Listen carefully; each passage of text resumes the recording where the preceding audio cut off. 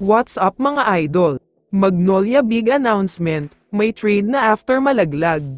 Pero bago mo sana ipagpatuloy ang panonood mo, ay huwag mong kalimutan na mag-subscribe bilang suporta sa aking YouTube channel. Maraming salamat idol.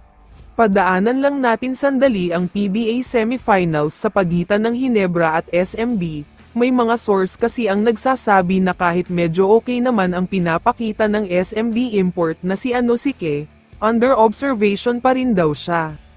Medyo nakukulangan pa daw kasi ang SMB management sa performance na pinapakita niya, malakas naman siya sa ilalim pero naniniwala ang SMB, na may lalabas din ni EJ Ke ang totoong husay at galing niya ngayong semis. Samantala, pag-usapan na natin ngayon ang Magnolia Hotshots, kung meron sigurong team sa PBA na sobrang disappointed ngayon, ito ay walang iba kundi ang Magnolia, dahil hindi talaga maganda ang naging ending nila. Nilampaso kasi sila ng batang team na Rain or Shine sa isang Game 5 do or die game. Halos karamihan sa mga players na nasa lineup ng Magnolia ay veterano talaga, kaya walang nag-expect na tatalunin sila ng Rain or Shine. Paalala ko lang, na may part sa serye nila na tinambakan nila ng 52 points ang Ross sa Game 2, tapos ay tinambakan nila ng 29 points sa Game 4, kaya naman masakit talaga na sila pa ang nalaglag sa playoffs.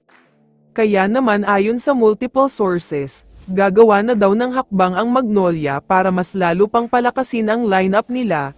Ayaw na daw nila ng ganito na puro talo na lang, at hindi man lang nakakakuha ng kampyonato. Para sa mga hindi nakakaalam, natapos na ang kontrata ni Arvin Tolentino sa Northport. Kung hindi ako nagkakamali ay hanggang noong September lang ang kontrata niya, wala pa din contract extension o pirmahan ng kontrata. Kaya naman ayon sa multiple sources, nag-uusap na daw ang Magnolia at kampo ni Tolentino tungkol sa usapang sweldo, at mukhang malapit na nga daw magkasundo dahil handa ang Magnolia na ibigay ang sweldo na gusto niya.